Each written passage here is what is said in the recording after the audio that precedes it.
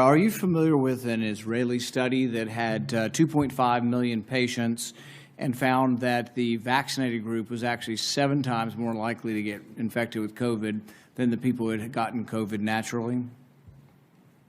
Senator, I'd have to get back to you on that one. I'm not familiar with that study.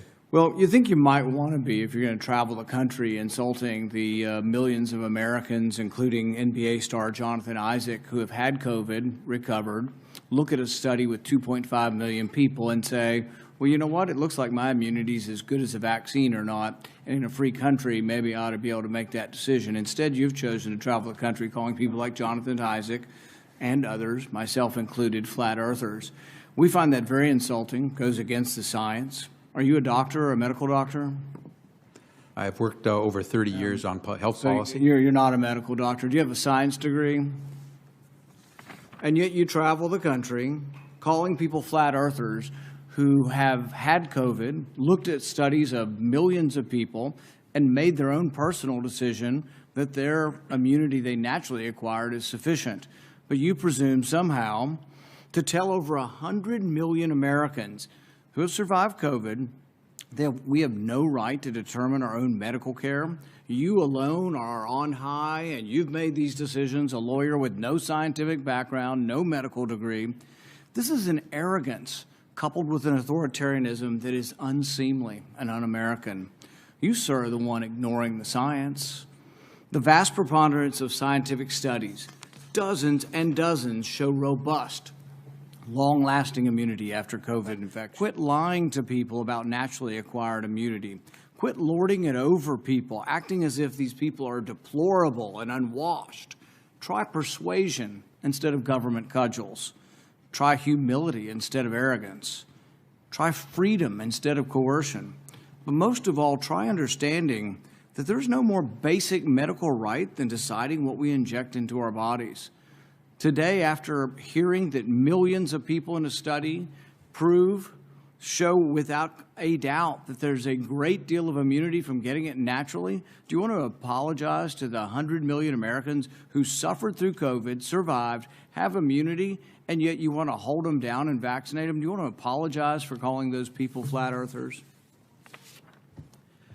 Senator, I appreciate your question and appreciate that everyone has their opinion. We follow the facts and the science at HHS. We use the expertise of the medical professionals, the scientists at HHS to make decisions. It's a team effort, and we rely on what is on the ground showing us results. Except for the dozens and dozens of studies. In fact, most, if not all of the studies show robust immunity from getting the disease naturally. The CDC says if you've had measles and have immunity, you don't have to be vaccinated. The same was true of smallpox. You're selectively doing this because you want us to submit to your will. You do as you're told. That's what you're telling us.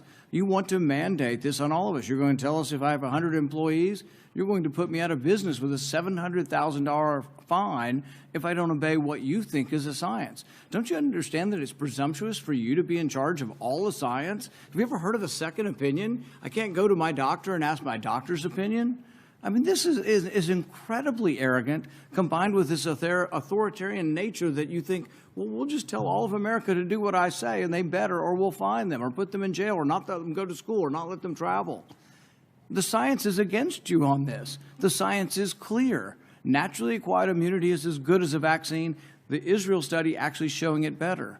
This isn't an argument against the vaccine, but it's an argument for letting people make a decision who already have immunity. You're not willing to consider natural immunity? Senator, our team has reviewed every study that's out there on COVID, whether it's from Israel, from the U.S., or wherever else. They have used the facts that have been provided through the rigorous research that's been done to reach conclusions. 660,000 Americans and more have died because of COVID. We're trying to do everything we can to save as many as possible. We're using the facts, we're following the science, and following the law. Nobody's arguing the severity of this, but you are completely ignoring the science on natural immunity. So's Fauci, so's the whole group. You're just ignoring it because you want submission. You want everybody just to submit to your will, do as you're told, despite the evidence, the large body of scientific evidence that says naturally acquired immunity does work is an important part of how we're all going to recover from this. So's the vaccine. But when you add them together, we're at a much different place than if you ignore them. 100 million Americans, by conservative CDC estimates, have had the disease. 200 million or more now have been vaccinated. It's a good thing. Combined together, it's how the disease is. Nobody wants to get the disease. We're not advising anybody to get the disease. But if you're unlucky enough to get it, think of the nurses and doctors and orderlies who all bravely took care of COVID patients. There was no vaccine for a year and a half. They took care of people, risked their lives. They got it, survived, and now people like you are arrogant enough to say, you can no longer work in the hospital because you've already had the disease. We're going to force you to take a vaccine that the science does not prove is better than naturally acquired. That's an arrogance that should be chastened. Thank you.